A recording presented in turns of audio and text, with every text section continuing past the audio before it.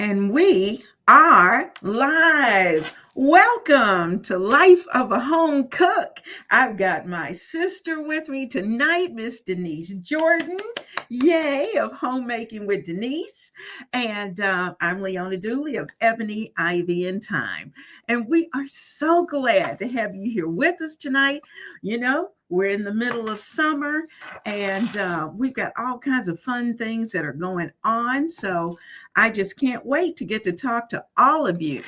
Now, tonight, we are going to talk a little bit about some of the things that may be affecting your life at this point or may have affected your life at some point. And so I'm gonna tell you a real quick story. Now, last month I haven't been on the plant-based journey but a short time this time, because this is the second time around. But last month I had this great dinner. I had roasted chicken. I had creamy mashed potatoes Mm. and green beans. I was so proud of myself until my youngest grandchild said, "Ooh, Mimi, it's too mushy." And then I'm looking at my husband who says, "Well, honey, I can't eat dairy." And because we had sour cream and cheese and all that good stuff. And I'm going, "What?" And so then I had another grandchild who needed sugar free options, as well as I probably needed to have watched that as well. And then my oldest granddaughter looks at me and says, "But Mimi, I like vegetables." And I'm thinking, oh my goodness. I wanted to pull my hair out after this wonderful meal. And at that moment, I realized that we are in the age of not just cooking that one set dinner for everybody. Mhm. We used to be able to do that. I could do that. But in today's world, that's almost not possible. Mhm. And so it was wearing me out. So does that sound familiar? You know what it does now? Back in the day, when my mom made dinner, she put one meal on the table, and you ate what she cooked, and that was it. And everybody that has been on this channel for more than 10 seconds knows that I don't like fish. My parents loved fish. They fished all the time, and we had fish for many a meal. And when we had fish, I ate it because you ate what they put on the table. Mhm. But I swore when I grow up, I ain't gonna eat another fish, and I have not. So when I had my children and I would make meals, I pretty much said, "You're gonna eat what I put on the table." However, I allowed them to not like one thing. So if there Mhm. was one thing I knew they didn't like Jason didn't like peas. Mhm. Jill didn't, she could give or take. My husband, he would eat them, but he didn't particularly care for them. So I thought, okay, I won't cook peas. So I didn't cook Mhm. peas in the Jordan household because that was everything that they didn't like. But everything else I cooked, I expected them to eat. Mhm. But today with the grandchildren, it's like today's moms have such a different philosophy when it comes to to rules around what they eat. And chicken nuggets is a food group. They eat out so much. And it's like kids, there's so many picky eaters, and you was like, picky eater. You weren't a picky eater when you were growing up. You ate, period. But Mhm. now there's so many people that say, well, their kids are picky eaters, where they're picky eaters because they're allowed to be, I believe. Now, sometimes there are true things people don't like. Like my one granddaughter, Morgan, doesn't like bananas. You can Mhm. put banana in anything, think you can hide it. If there's banana in it, she knows that she's like, ooh, this tastes like bananas. She doesn't like bananas. Okay, she doesn't like bananas. I get it. Mhm. Like this. However, when you have so many things that they don't like, I think it's just a matter of either palate or they just have to learn to accept new things, to try new things. And I know I'm talking quite a bit, but when I That's was doing community health in a particular school system, Mhm. at the farm to table program. And so Mhm. farmers would bring vegetables to the schools every week. And then the kitchen would like prepare them. They served them raw, but they would Mhm. prepare them, slice them, that kind of thing. And then they would send them to the different classrooms for the kids to eat, so they could like try new vegetables. And half the time the kids didn't eat them. That's because they Mhm. weren't exposed to them, they weren't used to them. It was something new. So I think it's just a matter of let me just stop talking because girl, I'm on a roll. I'll be quiet. You go ahead. Well, actually, you are on the road that we are going because we are not alone in this. Let me tell you, there are way too many families who are also going through the same thing. But I think the difference is that back in the day, a lot of times it was just because people didn't like whatever it was. That was you saying, I don't like this, I don't like that. Mhm, And that was either well or good, but if budgets were tight, they just had to eat within what mom prepared. mhm. However, today we're looking at almost a totally different picture. A big shift. Yes, Short it's order. amazing. Yes.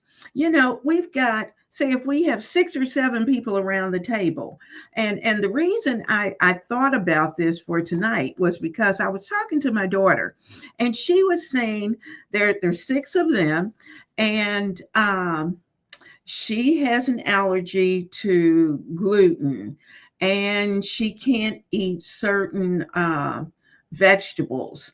And Mhm, at this point, there's certain meats that she can't eat.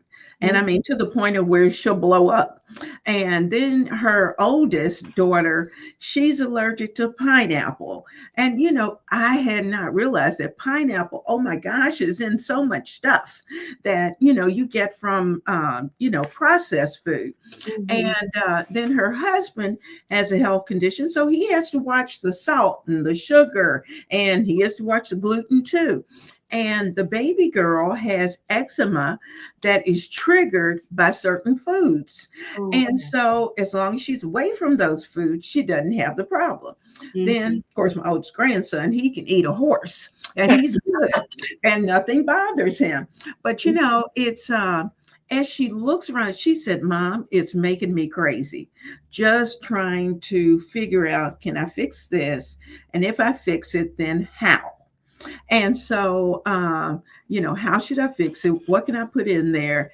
And she said, we struggle to go out Yeah. because then we're worried about what's going to go on with that. So, as we think about that tonight, we're going to try to come up with some ideas of what might help, because this is affecting not just the moms of the children, but it's affecting the grandmothers. One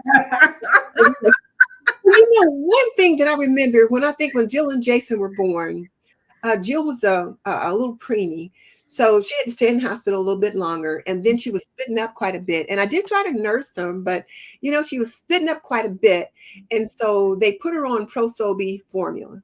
Mhm, And I just thought, I'm not buying two kinds of formula. I'm just going to give both the babies Prosobi mhm, formula.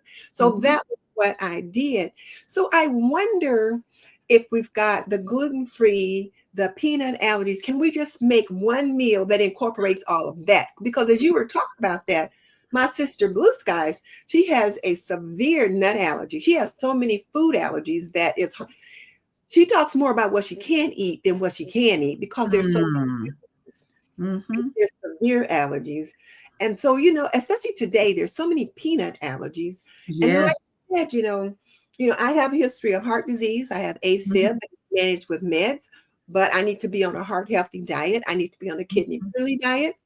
My husband has, high blood pressure, as many men by the time you get 75 years old and of a certain ethnicity. He's got high blood pressure. So I need to mhm. be concerned about the salt in his diet. So I've really been thinking a lot more about this the past few weeks. And I guess maybe because we've been talking about it and Mhm. thinking more about the budgets. Yes. Oh yeah. I tell you what, and speaking of well, I know we'll come back to the budget in a minute. So I'm gonna hold on to the budget part because we are going to talk about that, because that is important as we're trying to shop and to shop carefully for our Yeah. family. So at this point, I'm the family that's looking at, because everybody's decided now, since I'm going more plant based, Mhm. that they're going to try to lean more plant based because they think that will help them to be more healthy as well.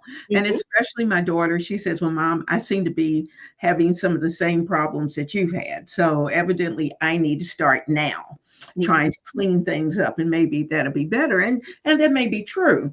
Mhm. But as we think about this, and the more research that we do, we find that sometimes that traditional American diet, while maybe many years ago it worked, but I think with all of the additives and the preservatives that's put into the foods at this point, that those are the problem. It's not the food, is the things that are going into it. So we've got some people out there, and before we get really deep, because we're gonna go deep tonight, and Okay. before we get too deep, we're going to say hello to everybody. It's busy over here. I see we've got Hazel, and Hazel said she's got some company that's going to be stopping by. So she says she may be a little late to the discussion, and I'm hoping she'll get back to us. We've Mhm. got Tamika with us tonight. Hello, Tamika. Hey, Lisa. We got Molly with us tonight. Glad you're here. Hey, Molly. Hey, we've got Michelle with us tonight. Hi, Michelle. Nice to see you. Glad to see you. We've got Sweet Tea who's with us. Good. And we had Denise who was saying hello to everybody. Um, Molly said, "Whoops." Molly said, "I hope it's not my ear, but oh, she was having problems hearing, but Mhm. I think she got it worked out." Mhm. Ann Allen's with us. I know Ann will be with us, and it's late where Ann is, so she'll stay as long as she can. Mhm. And Hazel's responding. Let's see. Okay, she's figured out it was her computer. All right. So we have Vicky with us tonight. Hello, Vicky. You're in South Carolina, so am I, and enjoying South Carolina weather. Dolores Wilson is here with us, and she says she could not stand liver and onions. Oh my goodness, Dolores, I We ate that. love. I didn't mind I, liver and onions. I ate that, but I don't eat it anymore. I don't eat organ meats anymore. oh, But there's okay. low in cholesterol, and see, I got that heart thing, so I it's like I Oh, just don't that's eat it. true. But I That's do true. still eat bacon. Yes, I do love liver and onions, and I like chicken livers. But of course, now all this in the background, I won't be eating that for a while or ever. We've got beef tonight. She said the kids are so picky now. They need to stop making those microwave or toss it in the oven bowls meals. And some of those you're absolutely right, because they do have the extra items in order for them to have a good shelf life. And so and kids have gotten used to just being able to pop those in, and then they don't want to sit down to a regular meal. Yeah. So that's something to think about. We got Tamara with us. Hello, Tamara. We're so glad you're here. Mwah, mwah, mwah. You know what that's all about. I had a I good time do. today. I was in my apron, and we've got Cynthia here tonight, and she says she's a little bit late. And if you explain why you're both wearing red shirts, she missed it. You, you know what? I Go hadn't even, channel. it was by chance. It was totally by chance. Thank you. Glad we look nice. Well, I was Oh, seeing some red and white stuff today for my canning course because red and white's the colors, and I had mhm. on some really pretty red and white aprons, so that's why I still got red on. But I'm like, oh, we both kind of Well, match. and I had this went with my apron, so that's what I had on today. We Got a new got Dave Walker with us. Hi, Dave. Hey, And Dave. so we're glad that he's here with us. And Dolores said that some people don't even sit at a table. You're absolutely right. A lot of people have gotten away from sitting around the table to have dinner. And some of that I think is because we were brought up to do that, and we understand the necessity of that community and relationship with at the table. And so, with people coming in and out and basketball games and football games and whatever track meets and whatever, and everybody coming in at a different time, sometimes it's hard to have Time in is everybody. hard. But there's been studies that have been done that shows that that families that sit around the table for their meals are happier families. They do better. As They long as do. it's not a contentious situation that they're picking that time to Mhm. discipline the kids or tell dad that they did this or that. But if it's a time Mhm. where you're sitting there eating or talking, studies have shown that it really works best for them. And if, like you said, in and out during the week, at least on Sunday for Sunday dinner.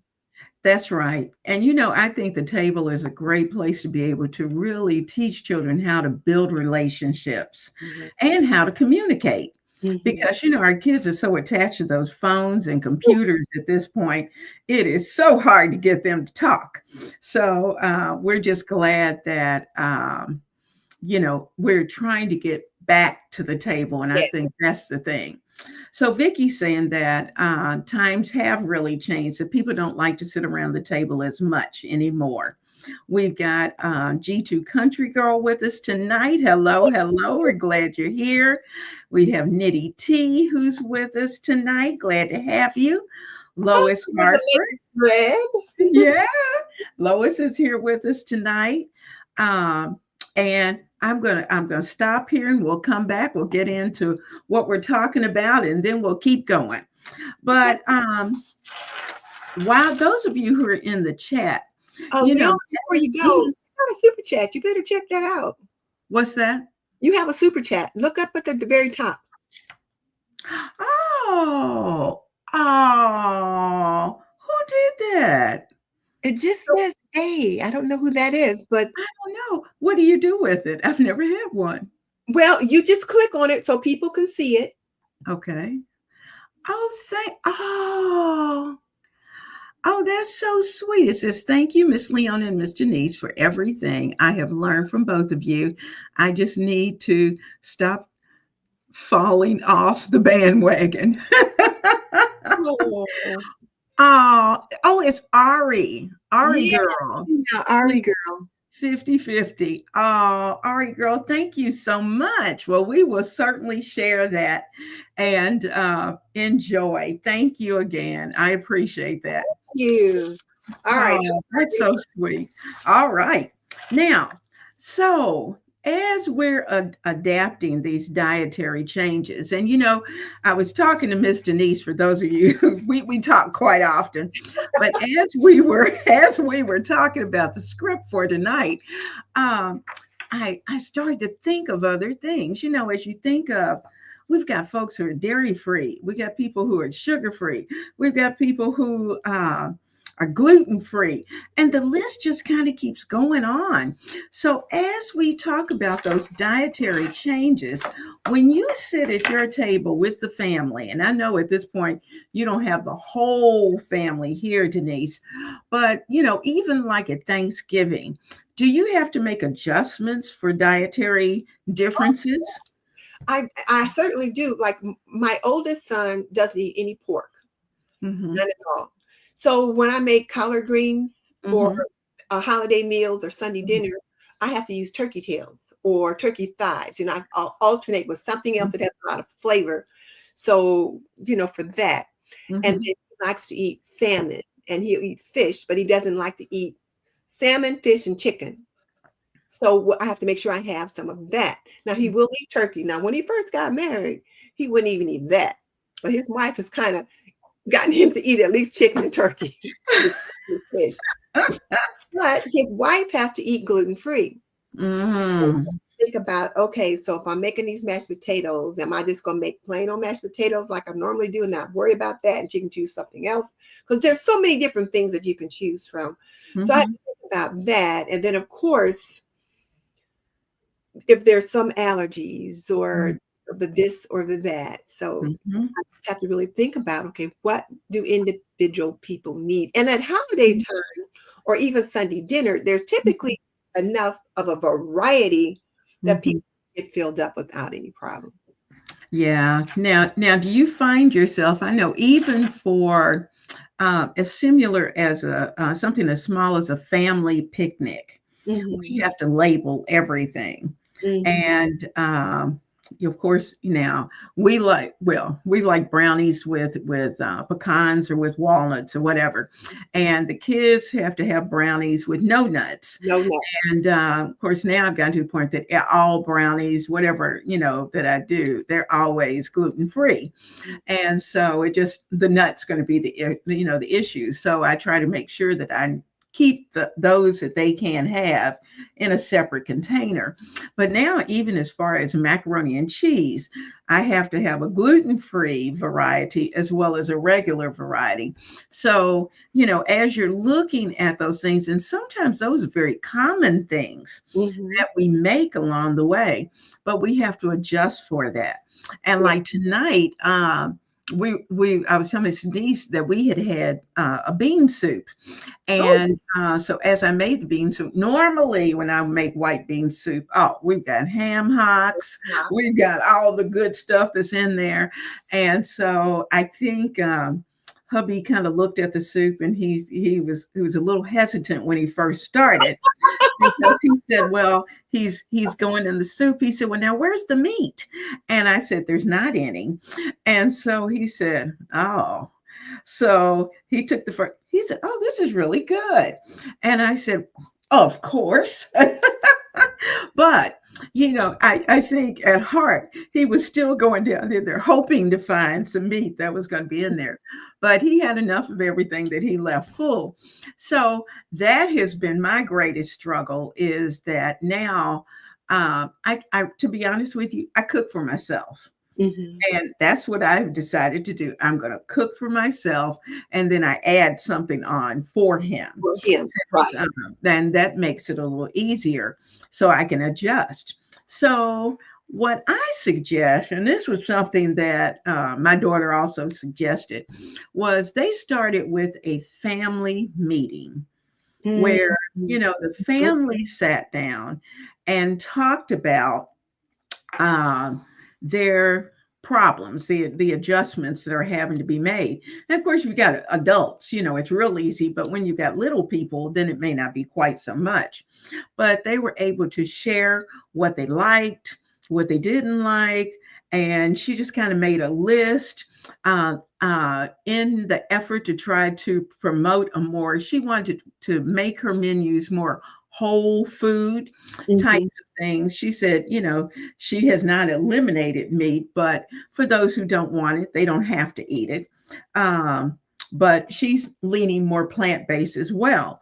And so she said that really helped, because then everybody felt like they were a part Hmm. of the solution of what they were going to do. That's important too when you said to have that meeting. And Hmm. my daughter has done this since the kids were old enough to really be able to talk about things. They Hmm. have their family meetings, and the kids can get out a PowerPoint and put together a presentation. But I'm just like, sometimes I think it's a little much, but this is not what they do in their family. However, they all are heard. I Hmm. think when you said to have that meeting, it is important, even if they're only 4 or 5 years old, there's going Hmm. to be things that they like or don't like, but at least if they could put their voice in, you may decide, well, we're not going to do that this time. Hmm. At least they were heard. And I think those are important. And my husband and I will kind of do that, but I Hmm. don't really think of it as a meeting because it's just the two of us and we talk off and on all the time. But Hmm. we were just talking yesterday about needing to make some dietary changes. Hmm. And so I decided, okay, I'm going to start having more high fiber meals Hmm. and more, at least a salad every day. And I'm Hmm. going to decide to do a salad every day at lunch. This really high fiber raw salad with like broccoli and cauliflower and, Hmm. beans and stuff, maybe a cold one, not Hmm. necessarily just lettuce, but, like the salad Hmm. does. Something that really works on the digestive system. Hmm. Hmm. And so we had that conversation, and I thought, I'm just going to do that. And so he's going fishing tomorrow. Hmm. And it's going to be his turn to take the lunch. So he Ah. said, "Let's try Baba's." And I think I'll just order some chicken wings or whatever. So you want something for lunch? I said, I'm not eating that. I just made a decision that I'm not eating those chicken wings and fries and fried okra from Baba's anymore. At least I'm gonna try not to, because the fried okra Yeah. is good. But I'm like, I'm not eating that. And so I said, Mhm. "You can get whatever you want to take for lunch tomorrow." So I'm making this salad for us for lunch. You can Mhm. or not, because we had tacos left in the fridge from yesterday. I said, you can eat it or not. I said, but I'm not eating that. And so when he left, he decided after he was out, because he had to pick up bait too while he was out. Mhm. And so he says, well, I stopped by Walmart and I just got a rotisserie chicken. And they'll have that for lunch tomorrow. He'll cut that up and put it into little baggies or whatever. Mhm. They lay it out on the boat in the sun so the sun can warm it up. Can you imagine the bacteria in that? Uh, It's what they do. I'm like, y'all do what? But they put the whatever they bring for lunch, they put it at the edge of the boat so the sun uh-huh. can heat it up. So when they're ready to eat, it's warm. Okay. These are men. So I'm Mhm. okay. But so that's what they're going to have for lunch tomorrow. Mhm. And he didn't get the fried, deep fried Mhm. chicken and all that from Baba's. And when he came back, he says, well, he said, I thought about what you said. Because I said, because he asked me to help him eat differently. He Mhm. thought, if we're going to have to do this, we have to make an effort. So today was the first day I said, I'm not eating that. Ooh, ooh. So, Ooh, ooh. And that spoke volumes, even though you didn't even know it. yeah, yeah. So I made the big salad for lunch. And, Yeah. Well, it's funny. I have been prepping vegetables early in the week, mhm, and I keep them in the refrigerator. The lettuces are prepared. All the fixings are prepared, and so it was funny when I at lunchtime I typically put a salad together for me, and I'll usually say, "Honey, would you like a salad?" And he's going, "Oh, no, thank you. I'll just fix myself a sandwich." So mhm, okay, so he's gonna fix a sandwich, and but it was funny yesterday at dinner. I had my big salad, mhm. and along with I had baked a potato. He had a baked potato and his other food, and so he said I had made him a little salad. Mhm. And so he said, I think I'm going to put this little salad in the refrigerator for a snack later. And he said, I think if I look at another salad, I'm not going to ever want another salad ever. Now, this is a guy who used to have salad every day. But Mhm. but I think for him, he's probably gotten a little burned out on the salad. And I told him, I said, that happens. And I Mhm. said, I'm not bothered in the least bit. So when I fix that salad, to stay out of it. Mhm. And so because that's for me, he said, well, I'm good with that. But as we think about it, um, there are some things that we just have to, and I think you did that in taking a stand. You have to decide that I'm going to eat this way, Mhm. and we're doing it for the long haul. Mhm.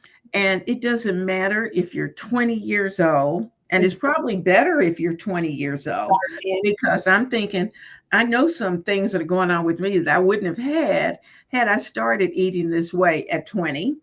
And And the other thing is, if you start it yourself early, your children will adapt those same eating patterns because that's what you're eating at home. hmm They will eat them because, like, my youngest son was a lot more eclectic when it came to his eating habits than my older ones because hmm I was eating a lot of different things too, and I hmm was exposed to more. So he ate whatever he saw us eating, he wanted to try it. So you hmm can teach them to do that. Now, that doesn't mean there's not going to be things they don't like. But with children, you want to remember that they have to learn to accept different textures. They have to hmm grow their palate. Because when I was a kid, I could not stand okra, but I don't mind okra today, Mm-mm. fried and breaded. Oh, okay. I was going to say, oh, But, these are things that you can learn to grow with, and you just have to offer it to them enough that, like our babysitter, when she would fix the kids' lunch, and they said they Mhm. didn't like her, didn't want any, they had to take 3 no thank you bites. So I learned that Mhm. from her, and I thought if that works at the babysitter, it can work at home. Absolutely. Like, take 3 no thank you bites, and by the time you offer something enough different times, hmm it's not that big a deal anymore. Now my oldest son still doesn't like peas. but I still don't like fish. I mean, I get it. Well, it's funny. Speaking of those no thank you bites, that's kind of like cornbread. Back in the day, and when I was young, mom would fix cornbread, and at that point, she was a Southerner, so she didn't put sugar in her cornbread. Now, my dad, on the other hand, was from Georgia. When he made cornbread, it looked like a pound cake.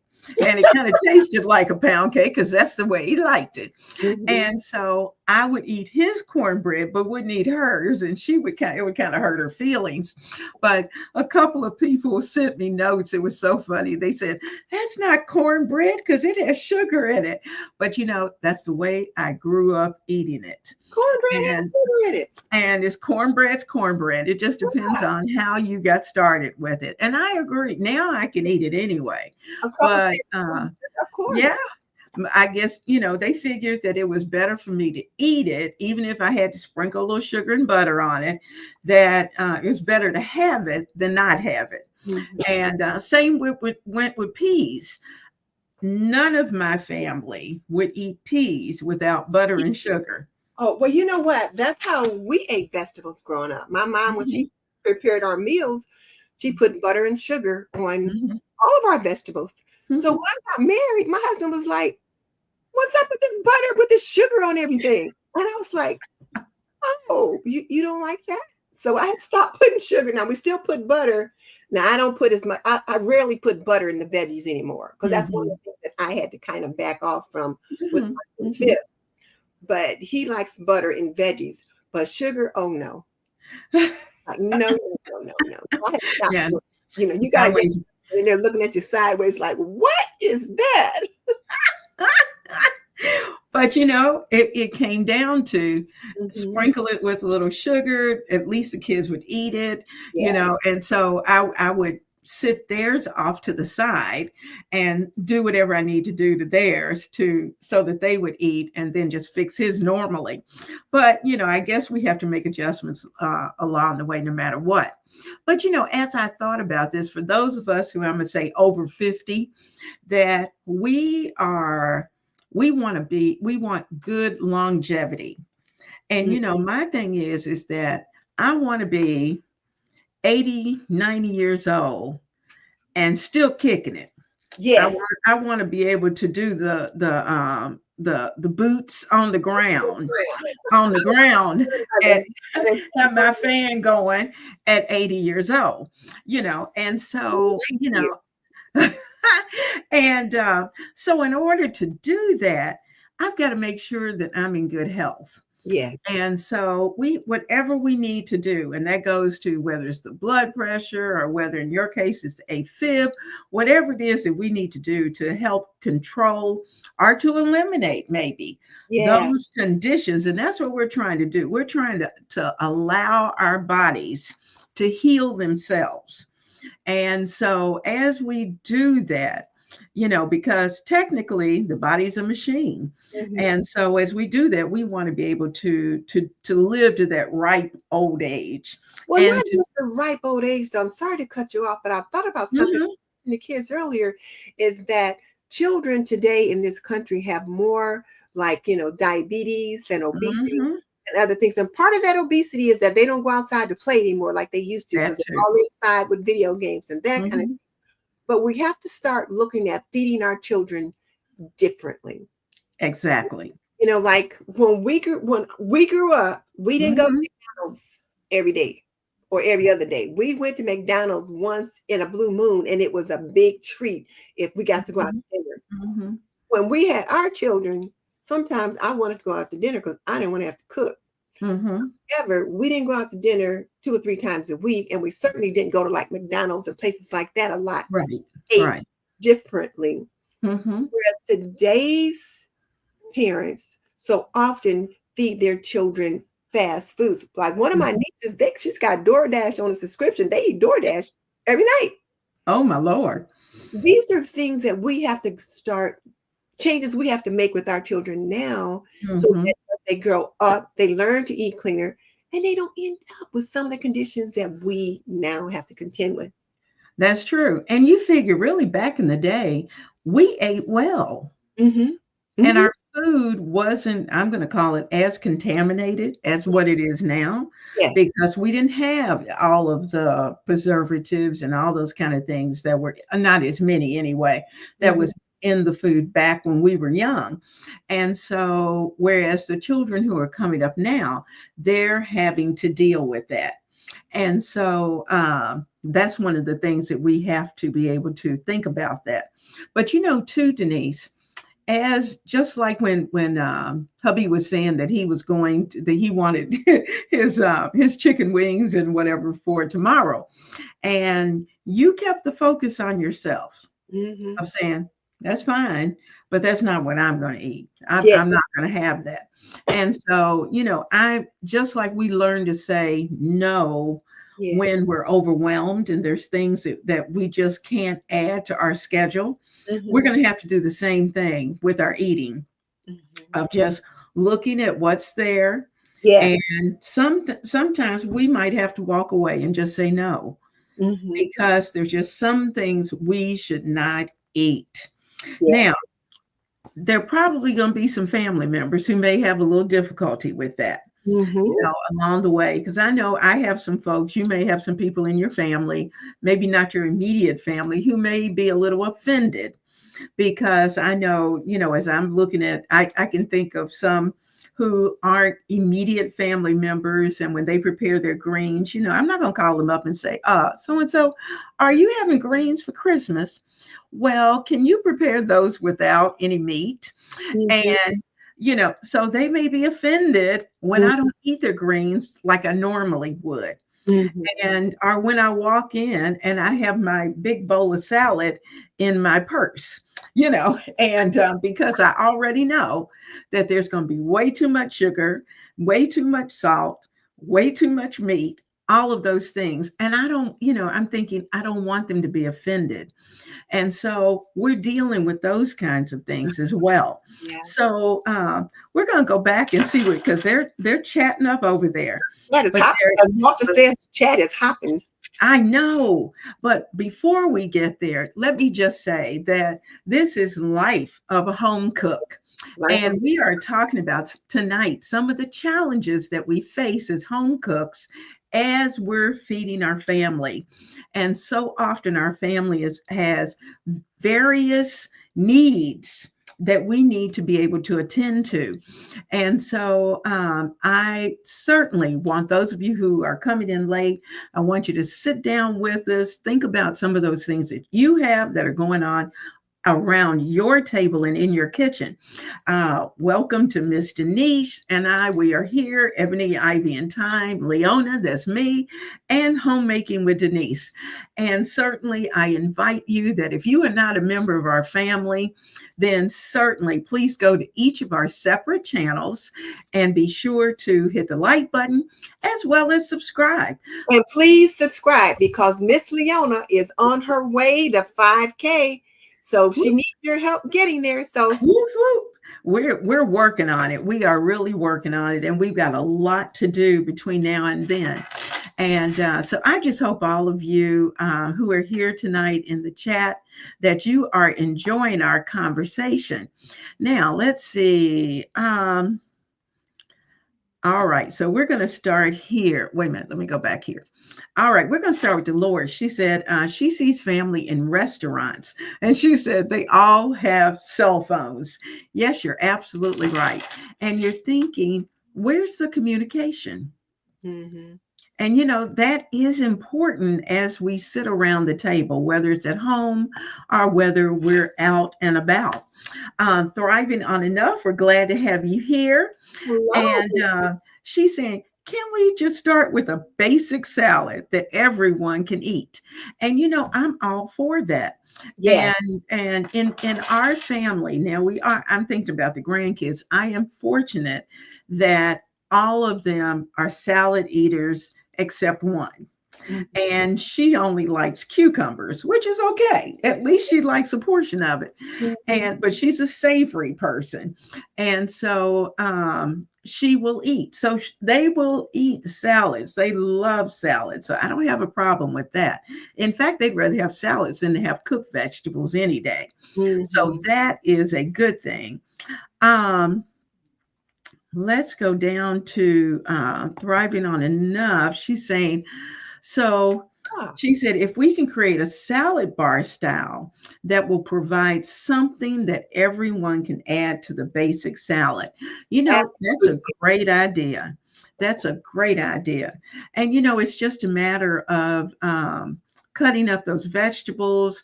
And, those are things that as moms, we can do, or home cooks, we can do in advance so Yes. that it's not overwhelming and it's not taxing at the last minute. That's a great idea. And it's nice and colorful and it's attractive. And so they'll just kind of pick the different little Mhm. things. And so, And yeah. I think they would enjoy that. They'd enjoy that. And in fact, what I would always do is to let mine, as I was going to the grocery store, I would buy the smaller bottles of salad dressing so everybody could have whatever type of salad dressing they liked. I like And that. that was their favorite. So I just made sure we had little ones, and that worked. Um, Vicky said that she's seen that too. I'm assuming she's talking about the cell. Oh yeah, with their cell phones, and she said it's terrible.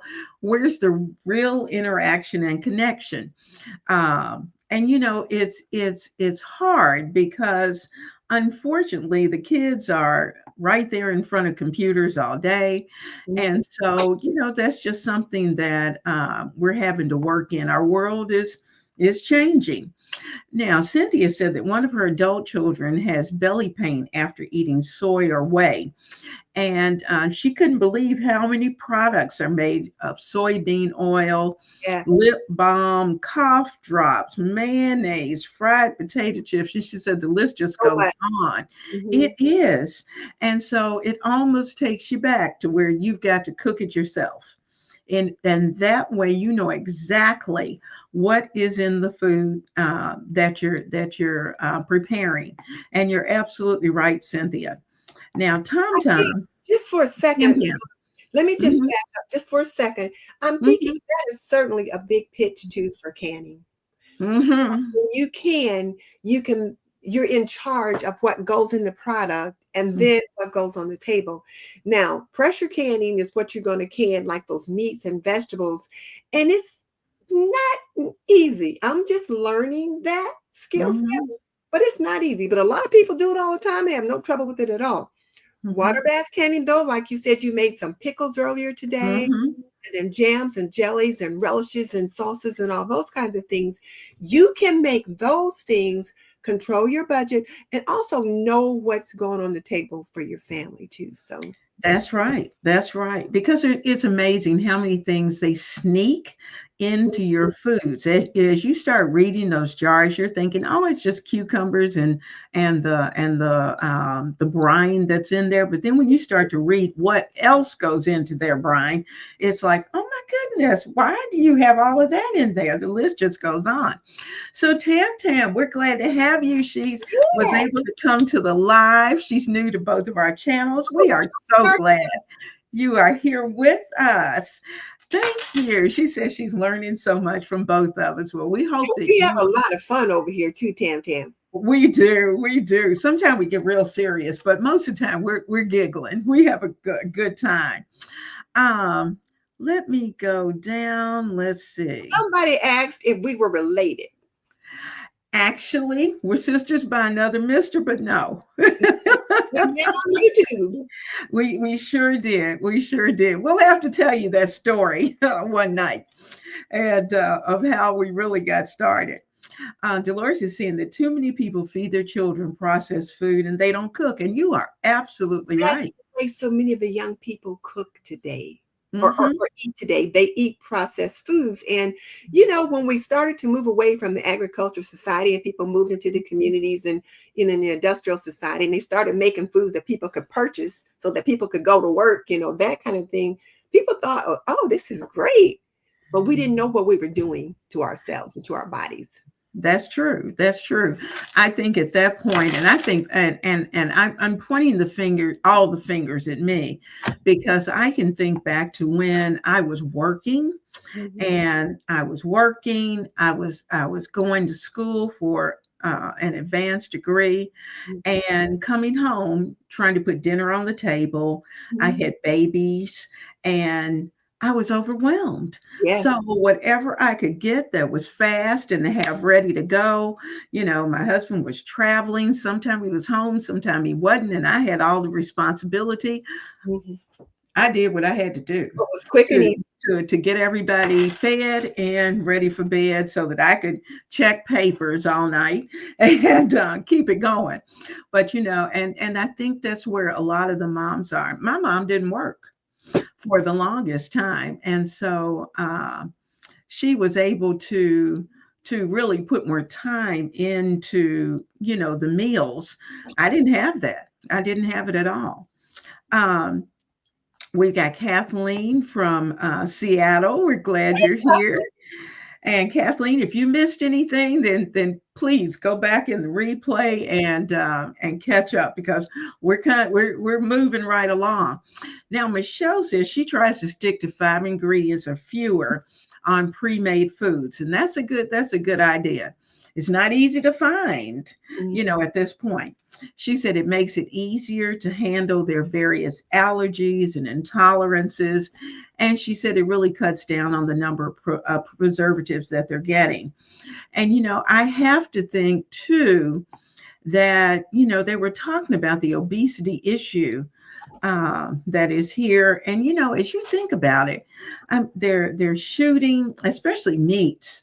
They're shooting, the cows and the chickens with things to help them grow faster, and so that they can go to market faster.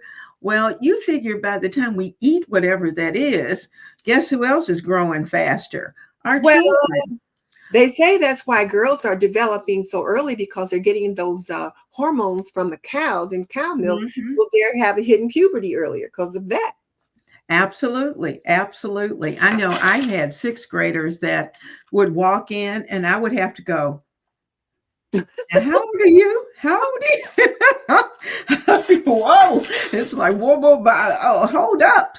And so, it's and young men as well. So Yeah. as you look at that's something. It's real, Mhm. and so it's a matter of recognizing that that's what it is. Now, Tamika said she's plant based as well, and most of the food she prepares for herself, her family will eat it, but they'll add some sort of meat with the meal, and that's kind of what I'm doing, Tamika. That seems to be working for me right now, and prayerfully it will continue to work forever, because, and actually I'm hoping that eventually the big guy will just cut the meat out, because I'm getting his little portion smaller and smaller along the way, so that I can just ease him right out and over to where I am. And I think as long as it's good, then he'll be able to handle that. Mhm. We'll take one more and then we'll come back. Lois Harper, she said her granddaughter has gluten sensitivity. And if her daughter grinds the flour at home and then makes bread, she can eat it. She cannot eat store bought bread or bread made with store bought flour. And, I'm sure some of that is because of the processing methods. And Mhm. also, I don't know about you, but I'm trying to think of where it was. There was a study that was done, and I'm not going to call the name of the store, but they had taken this particular store's brand of bread and found that that bread was able to stay on the shelf for 2 weeks without molding. People Mhm. could still buy it. And can you imagine how many preservatives was in that bread? A lot. For it to do that, because normally when you make fresh bread, it's not going to last that long. Mhm. And but this bread was soft and perfect and the works. And so it was mainly because of the fact that, yes, we have to be careful with the gluten. So many of us, as well as we've got to be careful with all those other little letters and words that we can't even read. I can't spell, can't read it, and just to try to figure out what it is. So we have to be careful with that. Mm-hmm. Now, the elephant in the room. Oh, Here yeah. it is. Finances and the budget. Now, I thought about this because the fact we have been hot on the budget, Denise, over the past few months, and it is critical. It's something that we really have to pay attention to as we try to do this, because I was sharing with D Lovely Life. I told her we went to California. Yeah, we went to California, and oh my God, the vegetables! I kid you not, Denise. My Wait, little green you went peppers to look California like, and saw D? huh? You went to California and saw D? Oh no, I didn't get to see her. I was just telling her what happened while I Oh, was I there. was like, what? And you didn't come here to see me? No, no, no. I didn't do that. But the little my little green peppers at my grocery store were like this size. When I went to California, we were in San Francisco. I kid you not, those green peppers were almost plate size. They were beautiful. Mm. The vegetables that are grown out there, I think it's because of their longer growing season, and but they were absolutely gorgeous. But you paid three times as much for those vegetables out there almost. They were more expensive, and but absolutely gorgeous. The difference is you don't pay the prices between organic food and regular vegetables. There's no difference in price Oh, out there? out there. Oh, interesting. So it's up to you to make the choice which one that you want, because budget is not going to be the issue. If Hmm. you can afford the vegetable, then you just choose between which one you want. Now, when I went to the grocery store the other day, lately, every time when I go to the grocery store, I kid you not, I cannot get out of there under $60. But I went and it was just vegetables, Yeah. vegetables, and the budget it was $67. Now, true enough, it will last all week, but it's just that I was looking at, and I tried to buy more organic. So I Hmm. think that was one thing that kind of drove it up a little bit rather than just buying the regular. And I really wanted to see if there was a difference. And yes, there is. But as I was reading, I was reading one of the plant-based books, and they were saying that one of the doctors was saying, he said, he said, let me just say this. He said, do we prefer that you eat organic? Yes. But if it comes down to the choice of eat the vegetable or not eat the vegetable, then we want you to eat the vegetable. Hmm. And it doesn't matter whether it's organic at that point. You And eat the maybe best. even certain ones might be more a bigger consideration for organic than others. That's right. And he said, I just want you to eat the vegetables. He Hmm. said, that's the thing. He said, and that's what people don't understand. They think if they can't afford organic, then what's the point?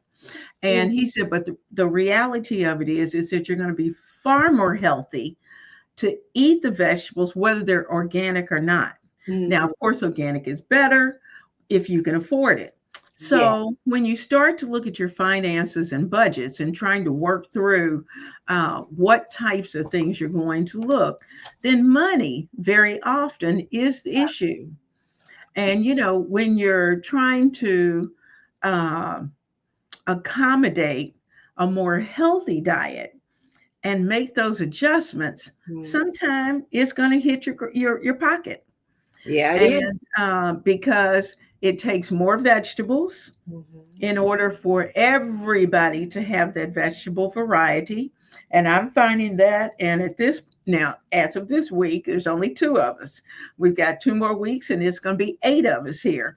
And so, it's like, okay, I think I better be putting some money away, Well, here's because. the thing as we think about that, though, Mhm.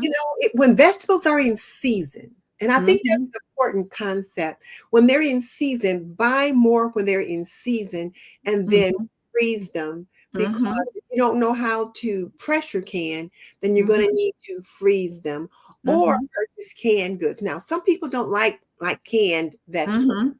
I don't Mhm. mind them, corn, green beans, those kind of, Mhm. I don't Mhm. mind vegetables because that's what I ate quite a bit because my mom would grow Mhm. tomatoes, a few things like that. But for the most part, we had a lot of canned vegetables. Mhm.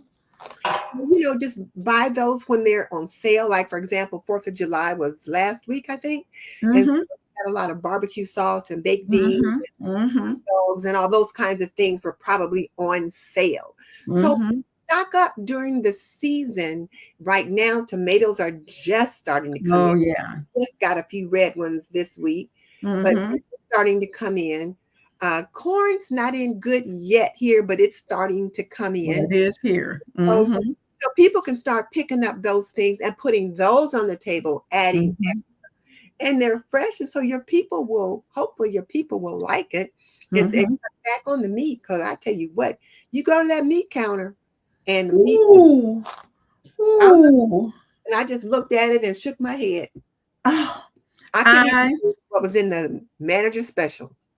I did too. I was tearing it up looking for that manager special because I thought, okay, what I did, I got three different kinds of meat, Mhm. and I got enough for the big guy to have at least two meals out of each type of meat, maybe three. And so came home, divided everything up, sealed it up, put it into the freezer so I can just go. And Mhm. then that way, when I go to the grocery, I'm looking for more fresh food. But Yeah. now our corn here is on sale. Mhm. So depending upon what particular store you go, like just before the 4th, the prices change. Initially, it was like 3 ears for $1, That ain't no and sense. um, and now it's 5 ears for $1, Yes. and it's delicious. Mhm. So I bought initially like a dozen Mhm. ears of corn, came home, took it off the cob, and put them into freezer bags. So I'd have corn in the freezer. And then I went back and got more corn that I just wanted to prepare, corn on the cob. But, those kind of things. The tomatoes are in. So Mhm. I've got tomatoes to be able to slice or to use on a salad.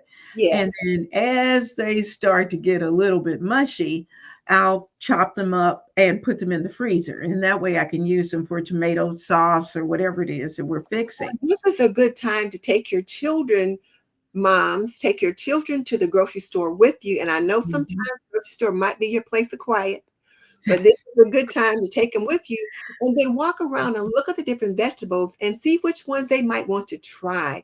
Because if they're wanting to pick something out and then maybe they get to help figure out how to prepare it, they're more likely to eat it. And make it an adventure and just introduce them to new things so you can build their palate. And that's a way to get away from some of this damage that is being done with the Mhm. way we're feeding our children today. And I say we, meaning all of us collectively, not you, but I'm saying Mhm. as a people, um, Mhm. to learn to do things differently. That's true. That's true. And like with potatoes, now of course the kids love French fries, Hmm. and so I do a lot of air frying of the potatoes, Oh, and I tried air frying them, and that seems to work. They're just crispy enough mhm. that they like it, and of course, and even the big guy And likes no the air fry, grease, huh? and not all the grease. Exactly, exactly. So, we're all trying to find ways that we can prepare what we have. Mhm. And so that's working. And plus, you figure vegetables are really going to be your best option, you know. Yes. And I've done away with all the sweet cereals as much as I like my Raisin Bran Crunch. I haven't. I love my Raisin Bran Pantry. Crunch. Once it ran out, I didn't buy any more. Oh. I love those Honey and Nut Cheerios, but once they Mhm. rebran out, I didn't do those. Those And adult cereals. we've switched over to total almond milk, and so that has been a good move, and that's been good for hubby because he was having some stomach issues and digestion issues, and so that's worked out. And so I think I'm relearning things that I know I knew, Mhm. and but it's just a matter of having to make that decision and make that change. Oh, well, let's go back to the cereal too, because you Hmm. know, Cheerios are discontinuing some of their brands, and they had Hmm. three of the Cheerio brands on sale. Hmm. So I picked up one, and I really liked them. I like the Honey Nut Cheerios, as a matter of fact. But one of the things that we like to do for breakfast is what we call nuts and berries. Hmm. We'll have a yogurt, and then you'll put some um, maybe blueberries, strawberries, raspberries, whatever kind of fresh berries you like on top of the yogurt. Sprinkle it with some pecans or walnuts. Add a Hmm. little bit of granola and maybe some craisins. Now, if I've got the fresh fruit, I don't need to put the craisins on there. But Hmm. you know, but that's a way to kind of get some freshness in there as well. And Hmm. those are some things that you moms can switch out with your children. Let's say, okay, so Hmm. when you make that breakfast plan, they don't have to have cold cereal every day. Maybe Hmm. one of the days could be the granola with a little bit of yogurt and the fresh Hmm. fruit. And then another day, something else, but just kind of switch it up. I really learned to think differently about breakfast when we had our fast at church. Hmm. First time I had joined a new church, and this first time there was like no sugar, no meat, no sugar, vegetables only, Hmm. and you could have fruits, but then Hmm. there was even certain like starches that you couldn't have. Hmm. I learned to saute bananas, Hmm. kinds of things, and I was like, oh, sweet potatoes for breakfast. Just Hmm. really learn to eat differently. So we don't have to have cold cereal for breakfast every morning. We can certainly mix it up. That's true. That's true. Or, we can make our own granolas and Yes. make our own cereals along the way. And I think that's a good option as well. I noticed that Victoria said that the best thing she did for her family was to get rid of that standard American diet, Mhm. and she loves other diets and tries to bring in other tips along the way. That's a great idea. Mhm. Cynthia says some of the adjustments are delicious. She said homemade sweetened whipped cream is much better than Cool Whip. Yeah. Absolutely. Homemade mayonnaise takes time, but it's well worthwhile. And so then in that case, she can eat potato salad and Mhm. cucumber salad. Now, my cucumber salad, I do with a vinaigrette rather than with the mayonnaise based. Do you do yours in that jar? Are you the one that showed me the jar thing? Hmm. Okay. Hmm. Okay. Yep, I sure did. And so I make like an Italian dressing, homemade Italian dressing. Stuff those cucumbers, sliced cucumbers in. You can even throw in some tomatoes and some onions, whichever, red or white, and cover it with your Italian dressing. Whether it's store bought, try to buy the best you can, and go from there. Alexandria is Hey, here tonight. Alexandria. Yay! Glad you're here with us. Everybody checking in with us tonight. Yeah. Ari girl is asking, can you make your dad's cornbread one day? Sure, she loves cornbread made that way.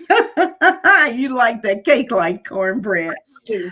I tell you what, I do. I love it that way, and I get fussed at every time I make it on YouTube because all the truly Southern girls are saying, "Oh, don't make it that way." Mhm. But yes, that's the way I like it, Ari. So we'll have You a we'll Southern have girl? huh? Aren't you a Southern girl? Well, yes, kind of, but You're right in Kentucky. Kentucky's kind of on that line. Half Some people say Midwest and half uh-huh. Southern. I'm not far enough Southern, according to them. However you make it is Southern. It's Southern. Mhm. And so Victoria Vicky said, yes, ma'am. She ate her cornbread with sugar in it and still do. All right, Vicky. That is me. I still do. Sharon Thomas is with us tonight. We're glad to have you. She said, sugar and veggies, a hard no. That's what my mom did though. Even in Yeah. rice, she put sugar, butter, rice, and milk in the rice. Mm-hmm. And we ate it, you know. Yeah. And I made rice for my husband. He was like, well, what is this? And I'm like, it's rice. He's like, I don't do that anymore either, but you know. Now, the only time I add the milk to it is if I'm making a rice cereal. For Now, we breakfast. do rice cereal sometimes in the winter, Mhm, and it's kind of creamy like oatmeal. mhm. And but it does have the sugar, the raisins, our craisins, whichever the case may be. But it's hot, and oh my goodness, it's so good. Um, Vicky said that she remembers being a kid and money was tight for her daddy and mama. She said she remembers eating buttermilk and cornbread or beans and cornbread. And she said sometimes that was dinner. Mhm, Now I wasn't a fan as a kid of buttermilk, but we did have milk mhm, and with cornbread. And so, you had to eat what your parents put before you. mhm. And times you're probably not as old as I am, but there were times in the past when things have been very tight. Yes. And Been so there, done that. prayerfully, we won't have to get quite that tight. Yes. But you just never know. You never know. So we may have to go back to some of that. Let me just bring up our 20-item capsule grocery hauls that we Mhm, both have. Because mhm, one of the things that we've been teaching our home cooks, homemakers, how to do is if they would bring in a 20-item capsule grocery haul, everything they have in their pantry will work together and they can always make a meal. And one of the things we had talked about somewhere in here today was mhm, if you made like a meal plan where you had maybe 10 meals that you can cook very well, you know your family mhm, likes, and you just rotate those things around. mhm, A good way to feed your family. And then you know that you're cooking something that they like, mhm, and you don't have to spin your wheels trying to figure, oh gosh, now what am I going to make? Well, what do I have? Well, if everything mhm. works together, you know you can come up with something. Absolutely, absolutely. And as I think back to the past, um, I started basically with 10 meals. Hmm. And I had a Monday meal, I had a Tuesday meal, and each day of the week had a particular meal. And Hmm. I worked that for a long time until my list grew, where I was able to step out Yeah. and start making some new things. But I was a new cook, and Hmm. so you take those things that you can do well, or that you're learning to do even better along the way, and that's really what it is. It's a journey. It's a It's a journey, Cooking is a not a journey. destination. That's It's a right. journey. That's right. Because we're all learning things. Even at a woman of a certain age, we're learning new things along the way.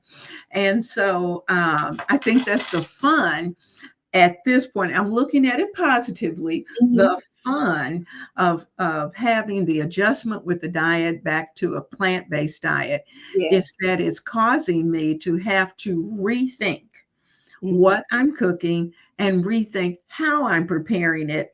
Plan ahead. Absolutely. I'm planning ahead, I'm keeping a lot of the practices that I normally would do. I'm just using different things.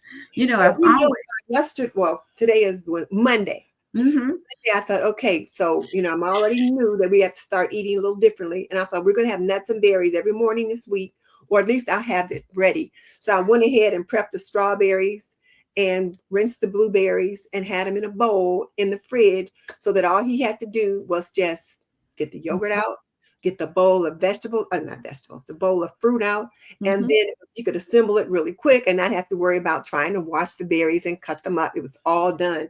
And mhm, that really helps. And that's one of the things you talk about all the time is prepping those vegetables ahead of time. I tell you, it is a world of difference.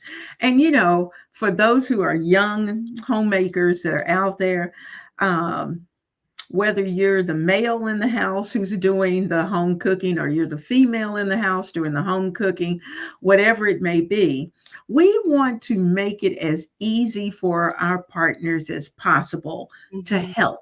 Now, it may take us a few minutes to do the prepping, but Yes. to be able to walk, I know for me, to be able to walk in the kitchen, peek around the corner, and see him taking out those little containers to put together whatever it is that he wants, Mhm. then I'm smiling. I'm Yeah. walking back going, yes, And because it saves you time too. Because let's say I was yes. going to make a cabbage soup for dinner today, then I got tied Mhm, up busy doing something else, so I didn't get it done. So I'm gonna make it tomorrow.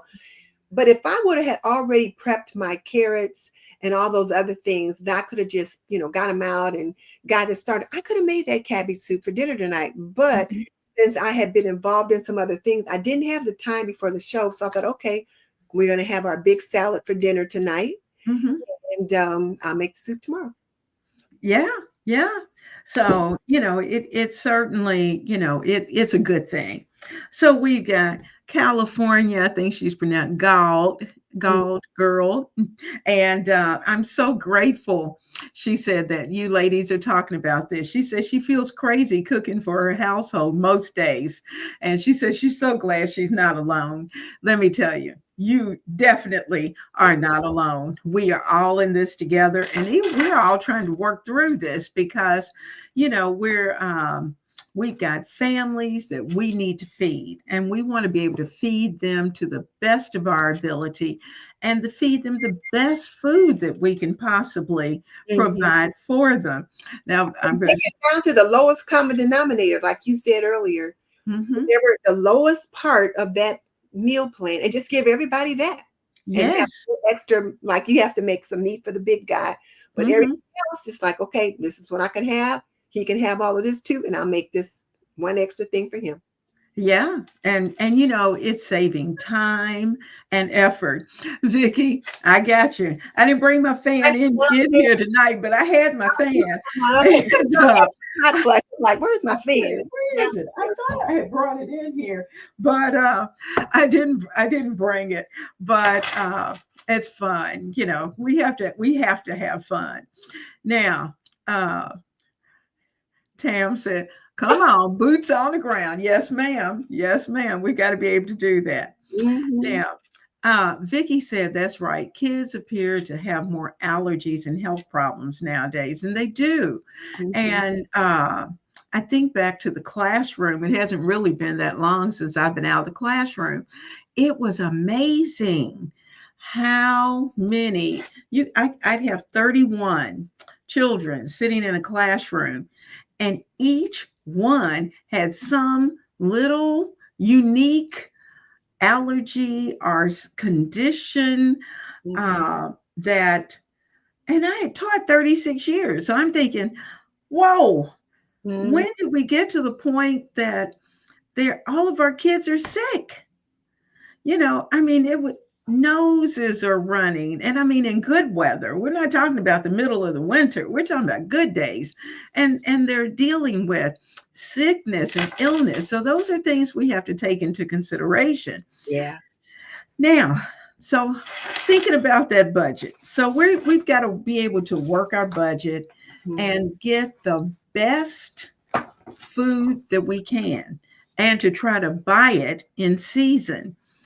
Now, girls, I know we've got some suggestions, and I know we've talked about trying to make those changes. Denise was just saying of trying to first work with those things that everybody can have, mhm, and then just add a little touch of something extra that mhm. maybe those can have. And particularly like in our household, is going to be that little extra is going to be whatever the protein is, the meat that's going to be there.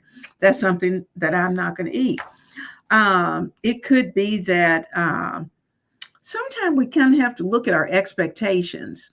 We may not be able to have all of the, I know I used to have like two, three vegetables, per dinner, and, the meat and the bread and the gravy and it just kind of went on, plus the salad. I had to rethink that. Mhm. Number one, for budgetary reasons. Yep. And number two, we didn't eat all of that. Mm-hmm. We ended up overeating. So that wasn't something that we needed. And, we might have to adapt our recipes.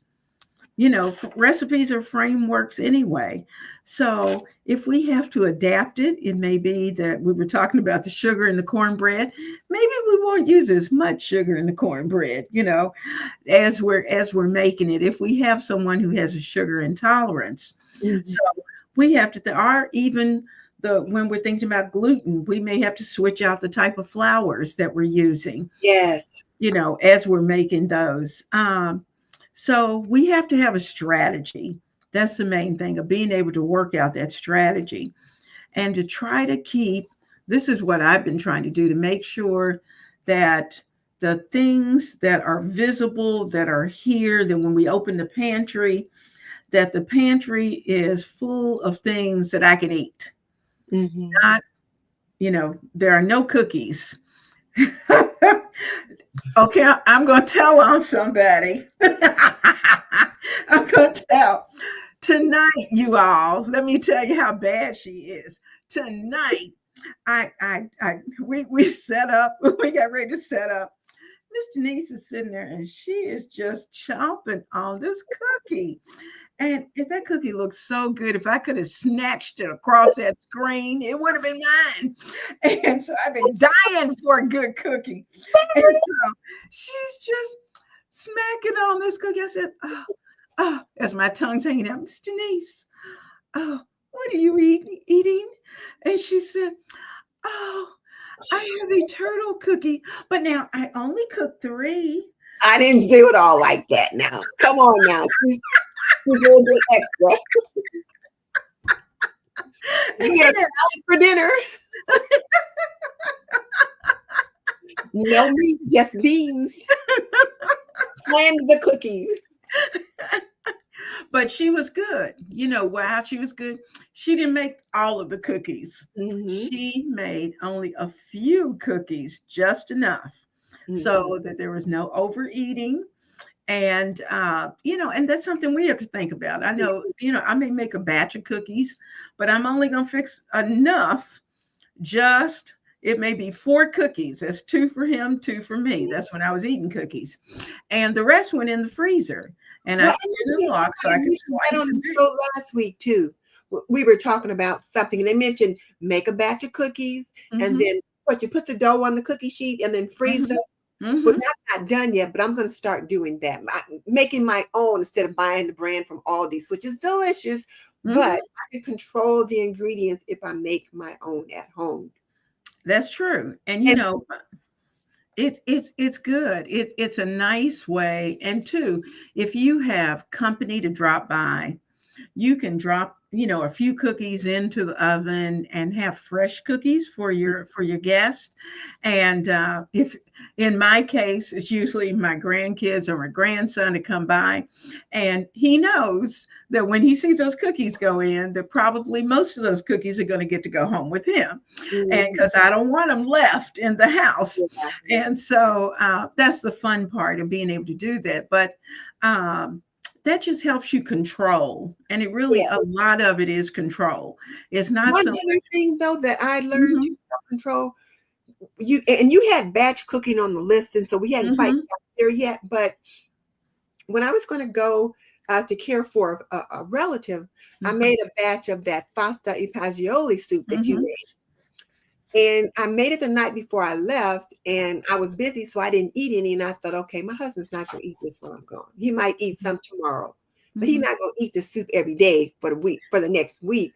So I got out some of my freezer containers, and I put mhm, 3 containers of that, and each container holds 4 cups. That makes a big pot of soup. mhm, And also pasta goes in it. And I had cooked the pasta, and I think either you or someone had made the comment that if you put the pasta in it, mhm, it'll swell up.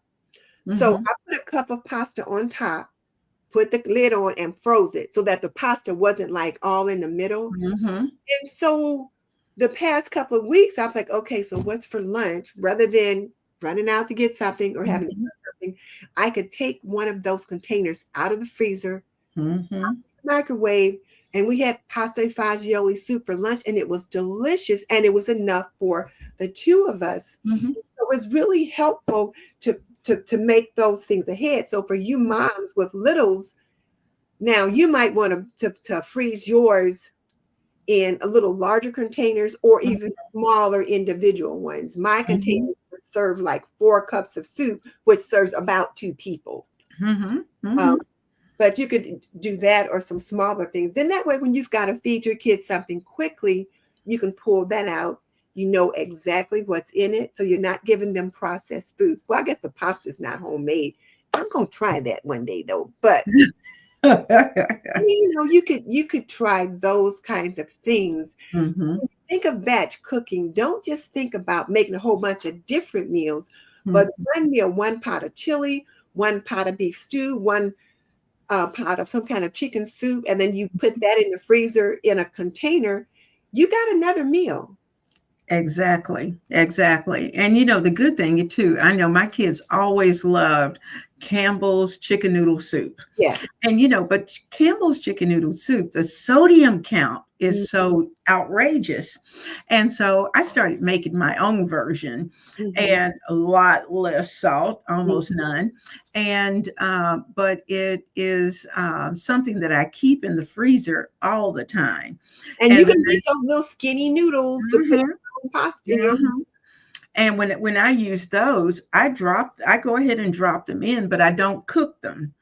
And especially the little fine, the finer skinny noodles that you can put in, drop those in, put your soup over it, put it into the freezer. And when you're heating it, because I usually put it in a microwave container, when I put it into the microwave, it's cooking the little noodles as well as warming up the soup. Oh, you don't So cook the noodles before you freeze so it. in that case, I don't, and it works out quite well.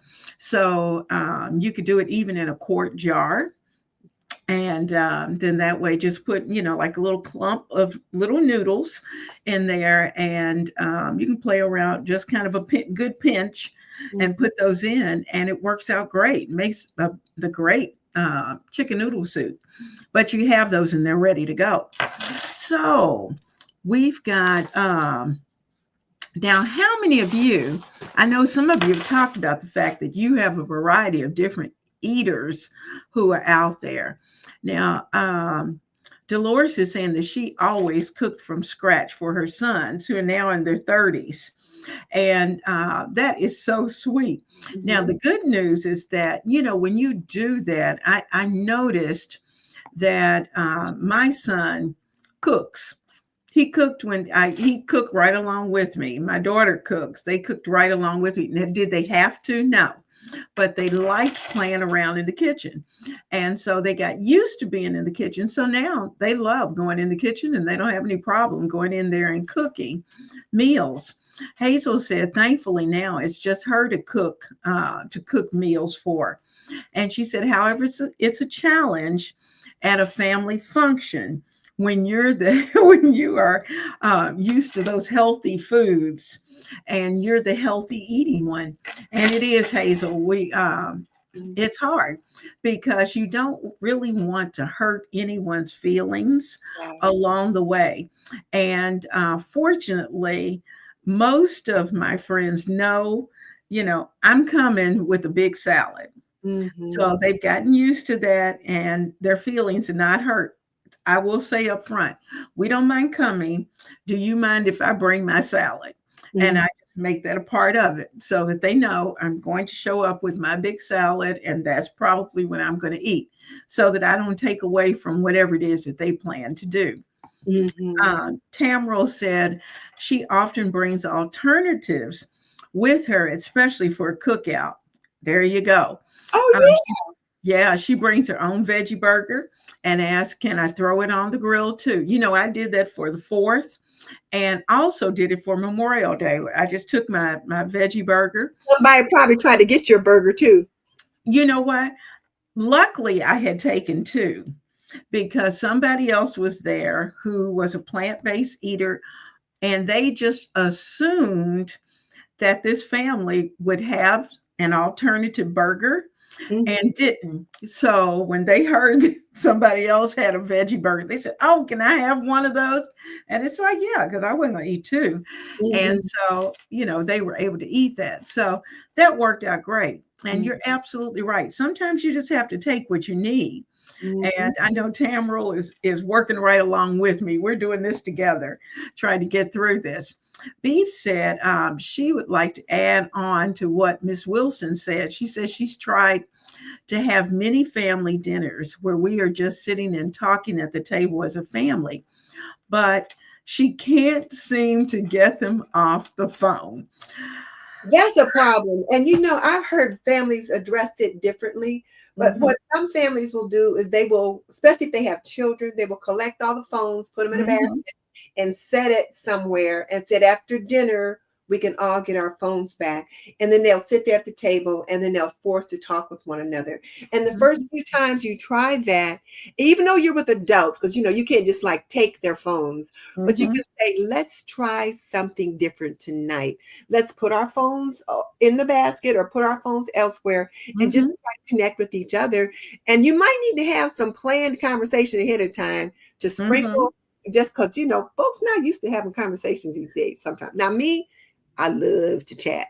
As you I can do tell, too. you probably can tell that. But you might need to sprinkle some conversations in there to kind of get things started. But that's certainly an option. And if you've got little ones, you can take their phones and, no biggie. Just like, look, at no phones at the table.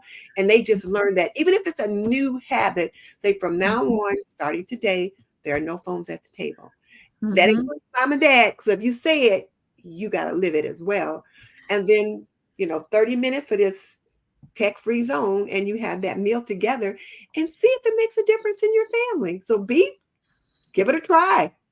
And too, you want to make sure that the conversations that you're having are fun ones Yes. so that they won't mind Hmm. giving up the phone because they know that whatever the conversation is going to be, it's going to be something light, it's going to be something funny, Hmm. because really the dinner table is no place to try to work out whatever disagreements you Hmm. might have. It's not a good time to fuss at anyone, Nope. even though I have to admit I've had a couple of times where that's happened, but Yeah. but that's been a long time ago. And but you want to be able to have things that are going to make you happy, Mhm. and for everyone to want to come to the table and to get to talk. We even tried topics of, okay, tonight's your topic, what do you want to talk about tonight? Mhm. And they would put their heads together and come up with something that was going to be interesting for everybody.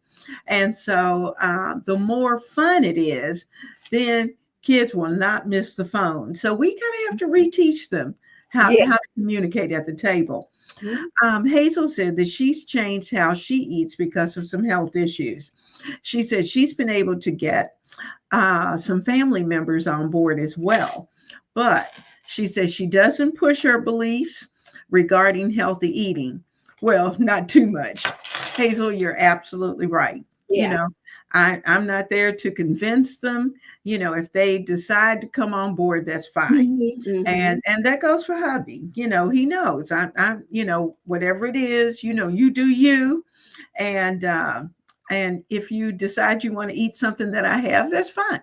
And Mhm. I try to make sure that it's pleasant. So Vicky said that for some reason people do get offended as you try to eat healthier. Yes, they do. They're into their traditional ways of preparing.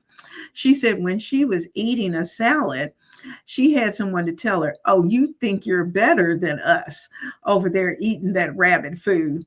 What? Yeah. Yeah. Yeah, that's disappointing, but you might want to be prepared with a response if that happens again. Says, no, I Mhm, don't think I'm better than you are, but I have to be concerned about my own health or something like mhm, that. Or mhm, because of, this, that, or the other, I have to eat differently, and sometimes people are threatened when they see you begin to go on a better path or a mhm, different path. They want you over here with them. So sometimes mhm. that's what that's all about too. So try not to That's share. true. That's true.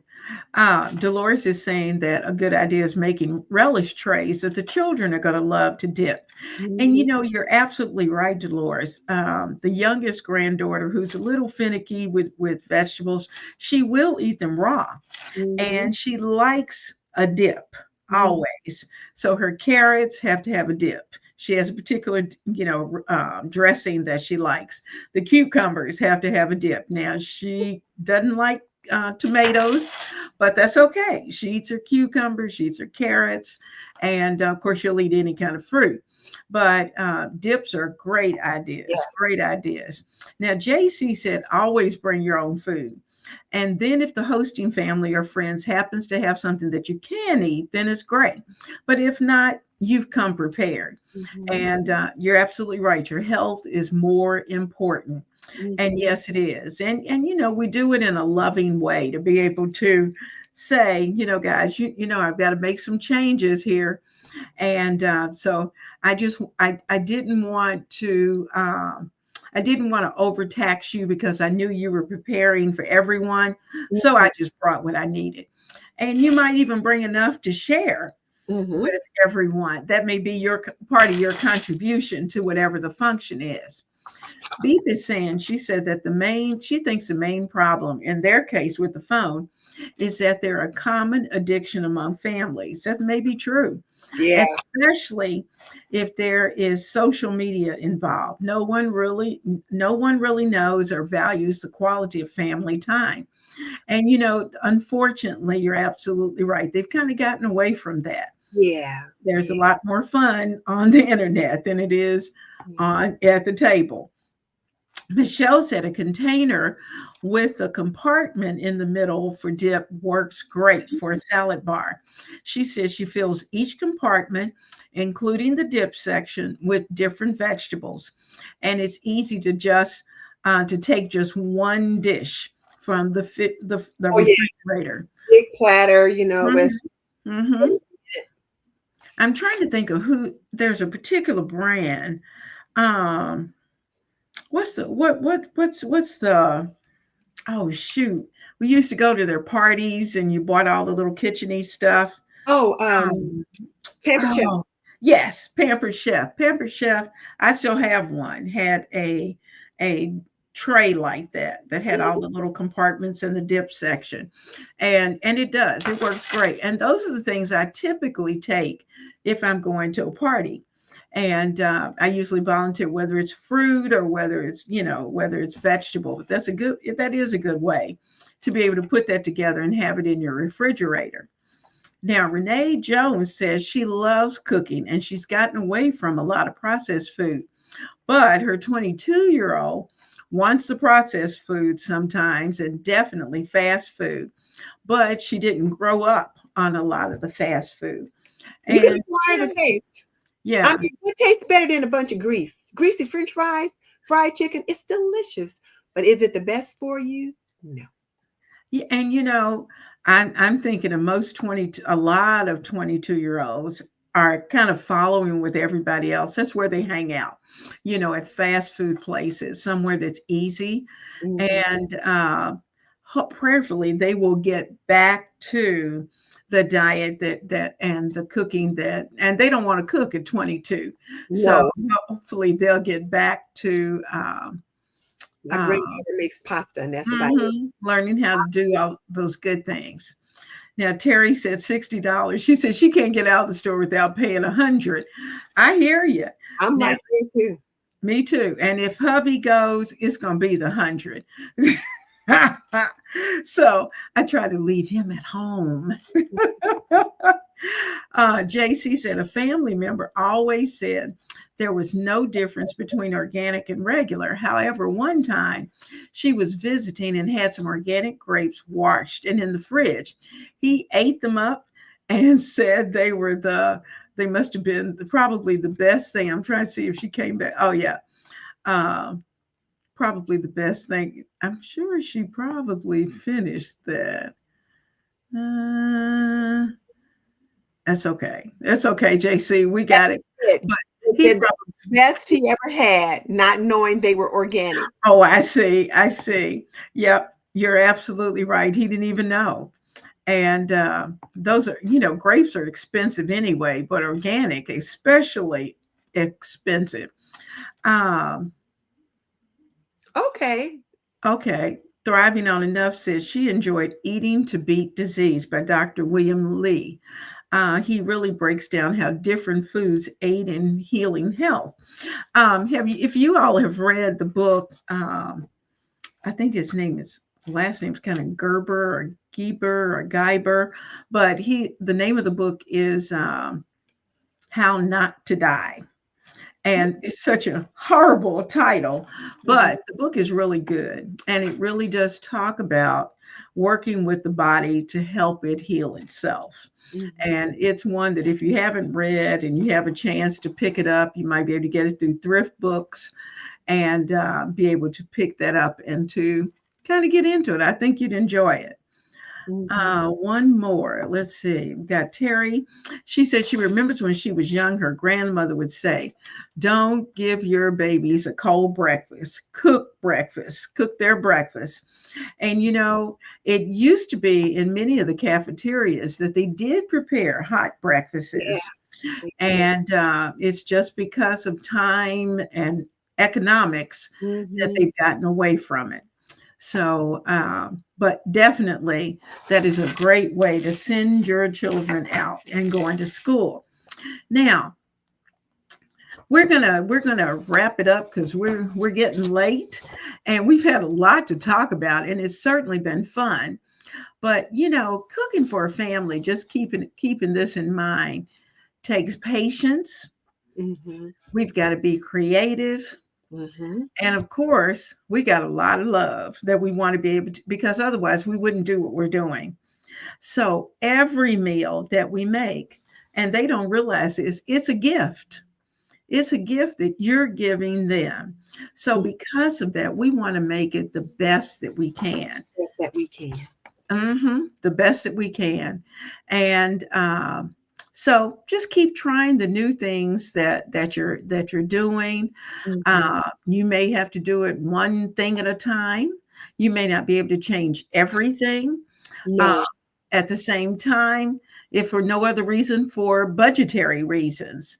But for every win, every small win, then it's big. That's a big thing. So, and for all of you home cooks, you're doing great.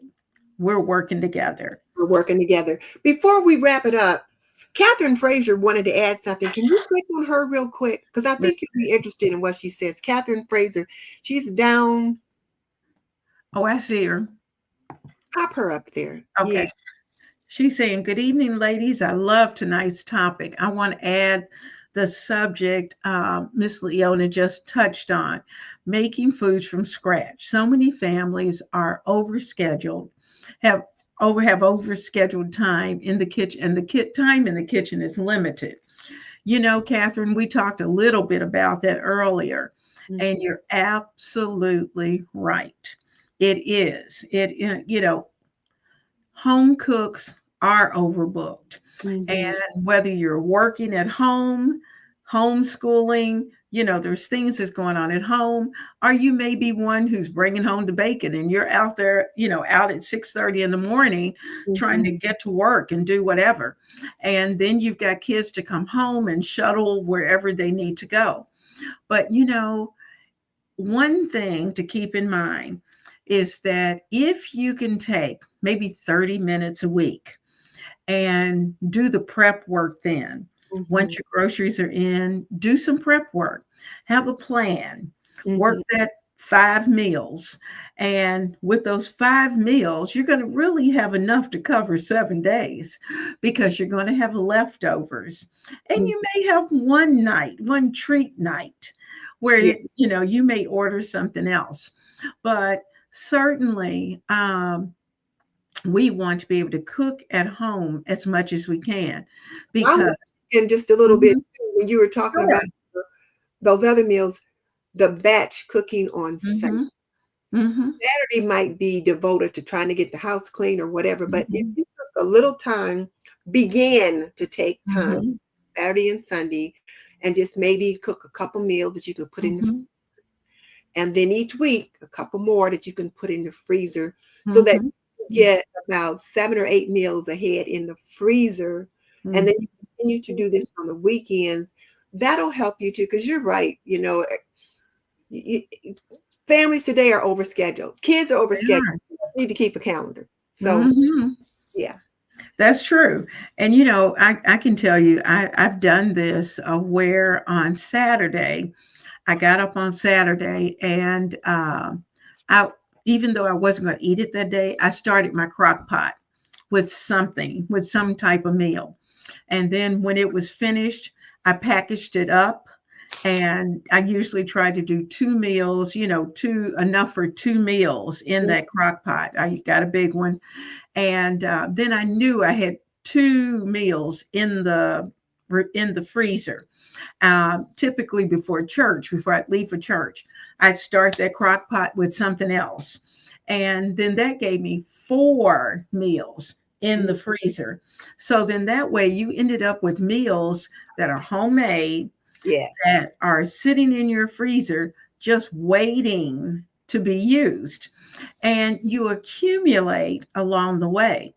And so we've got to be able to think of those kinds of techniques to be Mhm. able to batch prepare. And if you're cooking a soup, don't cook a little pot, cook a big pot. So that when you're finished, now I save all of my Chinese container, the tall ones. I usually get the big guy likes the hot and sour soup, so we get the big one. I Mhm. save all of those, and the soups go in there. So typically, when I fix soup, we'll have dinner, whatever it is, and from the soup. But I typically have 3 or 4 of those containers that are filled with soup that go into the freezer. And that's by design. So Mhm. then that way I know if I want to take one of those out, like Miss Denise was saying, and use it for lunch. That's enough for the 2 of us for lunch. Mhm. Or if I decide we've been out and we've gone somewhere, I can come home, take that out. That's dinner ready to go, and just add a salad to it. So, those are the kind of things that we can start helping. Catherine, I'm going to assume that you probably um, already have a plan for being able to get your meal on the table and your schedule's working. But you may have someone who just needs a little suggestion. Say, how about fixing, get that crock pot out, try the so and so, and make the such and such. While you're cleaning house, crock pot's taking care of the meal. And Mhm. if you're fortunate enough to find a crock pot, an extra crock pot at the Mhm. Goodwill or Two of them some, going? huh? Are you going to say get 2 of them going? Yes, Okay. I've done two. I've done Yeah. two, and had 2 crock pots going, and then that way I had enough food. I knew I had 2 meals in this one. I had 2 meals in that one. I Right. put all of that away, so that's enough for meals for 2 weeks right Mhm. there. That I don't have to walk in and worry about what's for dinner. So that saves us. Even those of us who are seasoned home cooks, we need time when we don't have to walk in and cook. So we have to help save ourselves. Yeah. So that's a suggestion of using the batch cooking. I appreciate your saying that. I'm sorry I almost missed you, I but just was here. I'm glad Miss Denise told you. Lisa said she had a funny story. She said her dad was head cook in Korea. How about that? And Mhm. they didn't have anything to eat for dessert. He made cornbread with some sugar, added and drizzled it with chocolate frosting, and there was not a bite left. Wow. Now that is interesting. Chocolate on cornbread. I love it. I love it. I love it. Now, my dad, like I said, his cornbread looked like a pound cake.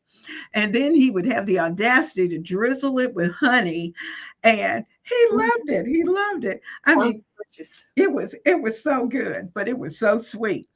And so so as we think back to the way that we prepare things and along the way, but we want to have fun in the kitchen, and we want that time we spend in the kitchen to be successful.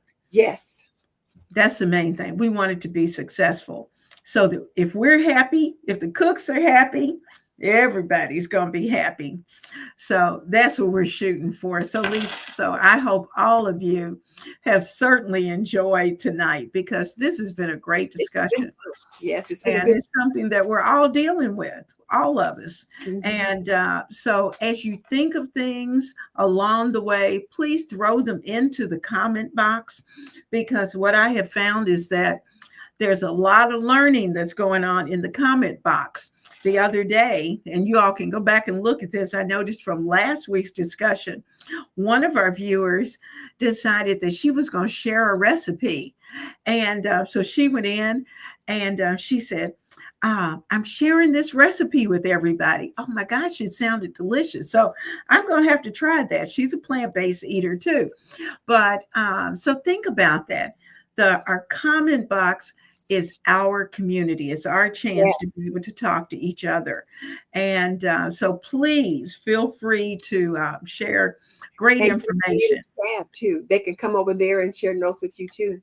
Absolutely. Absolutely. So please do that. Miss Denise, what you got to say as we close out tonight? Well, I have great news to share. So, what I would like to share tonight, my big news is that my home canning course, it's called Yes You Can, a beginner's guide to water bath canning, is going to be released shortly.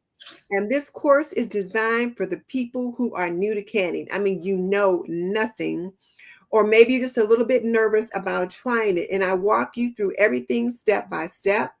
And it's got lots of few tips and different things like that, and a workbook that goes along with it.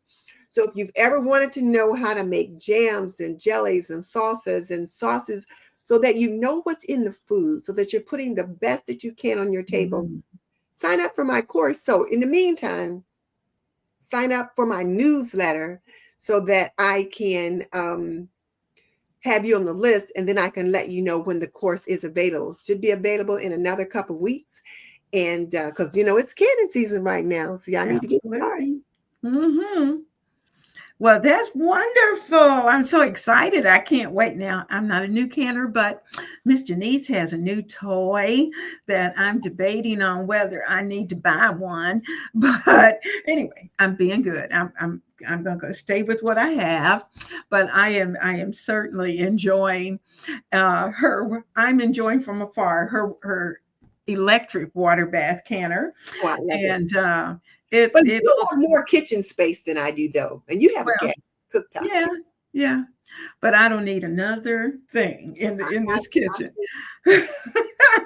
But it's guys, I hope that you have had a great time, because when we're working together and trying to work out sometimes it's the little things that hang us up in the kitchen.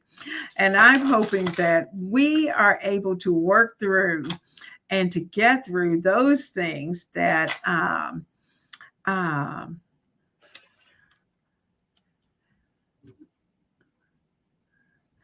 I'll have to. There's one other person I see that she has a question.